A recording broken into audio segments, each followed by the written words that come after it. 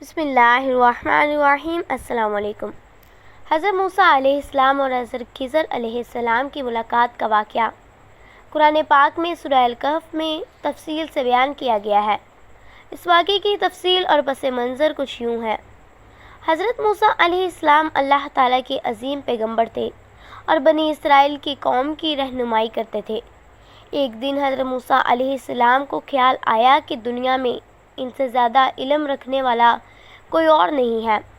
اللہ تعالیٰ نے حضرت موسیٰ علیہ السلام کو بتانے کے لیے فرمایا کہ ایک اور شخص ہے جسے تم سے زیادہ علم دیا گیا ہے، اور یہ حضرت خضر علیہ السلام ہے۔ اللہ تبارک و تعالیٰ نے حضرت موسیٰ علیہ السلام کو حکم دیا کہ وہ حضرت خضر علیہ السلام سے ملیں اور ان سے علم حاصل کریں۔ اللہ تبارک و تعالیٰ نے حضرت موسیٰ علیہ السلام کو بتایا کہ وہ حضرت خضر علیہ السلام کو سمندر کے سنگم پر ایک خاص مقام پر پائیں گے جہاں دو سمندر ملتے ہیں۔ حضرت موسیٰ علیہ السلام نے اپنے ایک ساتھی حضرت یوشع بن نون کے ساتھ اس مقام کی طرف سفر شروع کیا۔ حضرت موسیٰ علیہ السلام نے حضرت خضر علیہ السلام کو پایا اور ان سے درخواست کی کہ وہ ان کے ساتھ رہ کر علم حاصل کرنا چاہتے ہیں۔ حضرت خضر علیہ السلام نے فرمایا کہ تم صبر نہیں کر سکو گے کیونکہ تم ہر بات کی حکمت نہیں سمجھ سکو گے۔ حضرت موسیٰ علیہ السلام نے وعدہ کیا کہ وہ صبر کریں گے اور کسی بات پر سوال نہیں کریں گے جب تک حضرت خضر علیہ السلام خود انہیں اس کی وضاحت نہ دیں۔ حضرت خضر علیہ السلام اور حضرت موسیٰ علیہ السلام کے ساتھ تین اہم واقعات پیش آئے۔ حضرت خضر علیہ السلام نے ایک کشتی کو توڑ دیا جس پر حضرت موسیٰ علیہ السلام کو حیرت ہوئی اور انہوں نے سوال کیا کہ آپ علیہ السلام نے کشتی کو کیوں نقصان پہنچایا؟ حضرت خضر علیہ السلام نے انہیں خاموش رہنے کو کہا۔ حضرت خضر علیہ السلام نے ایک نوجوان لڑکے کو قتل کر دیا، جس پر حضرت موسیٰ علیہ السلام دوبارہ حیران ہو گئے اور اعتراض کیا کہ آپ علیہ السلام نے ایک معصوم جان کیوں لی؟ حضرت خضر علیہ السلام نے پھر انہیں خاموش رہنے کو کہا۔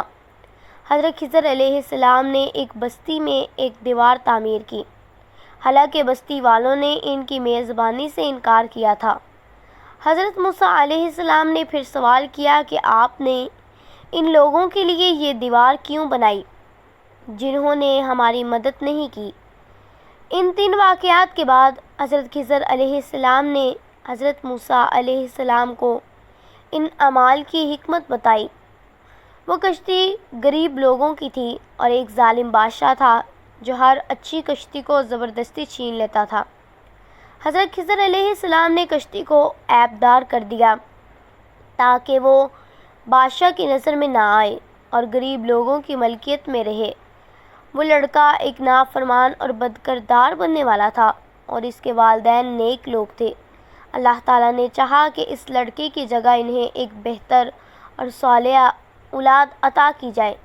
اس بستی میں ایک یتیم بچوں کا خزانہ دفن تھا اور ان کے والد ایک نیک آدمی تھے۔ حضرت خضر علیہ السلام نے دیوار تعمیر کی تاکہ وہ خزانہ محفوظ رہے اور جب بچے بڑے ہوں تو انہیں وہ خزانہ مل سکے۔ حضرت خضر علیہ السلام نے ان واقعات کی حکمت بیان کرنے کے بعد حضرت موسیٰ علیہ السلام سے کہا کہ اب ہمارا راستہ جدا ہے کیونکہ تم نے صبر نہ کر سکنے کی وجہ سے ہمارے درمیان معاہدہ توڑ دیا ہے۔ اس ملاقات کا بنیادی سبق یہ ہے کہ اللہ تبارک و تعالیٰ کے ہر فیصلے کے پیچھے ایک حکمت ہوتی ہے جسے ہم انسان اپنی محدود عقل سے ہمیشہ نہیں سمجھ سکتے۔ حضرت خضر علیہ السلام کا علم اللہ تبارک و تعالیٰ کی خاص عطا تھی اور انہوں نے ان واقعات کے ذریعے حضرت موسیٰ علیہ السلام کو یہ سکھایا کہ صبر اور حکمت کے ساتھ اللہ تبارک و تعالیٰ کے فیصلوں پر ایمان رکھنا چاہیے۔ یہ واقعہ ہمیں یہ بھی سکھاتا ہے کہ علم کا راستہ صبر اور عاجزی کا متقاضی ہے، اور انسان کو ہمیشہ یہ اعتراف کرنا چاہیے کہ وہ اللہ کے علم کا احاطہ نہیں کر سکتا۔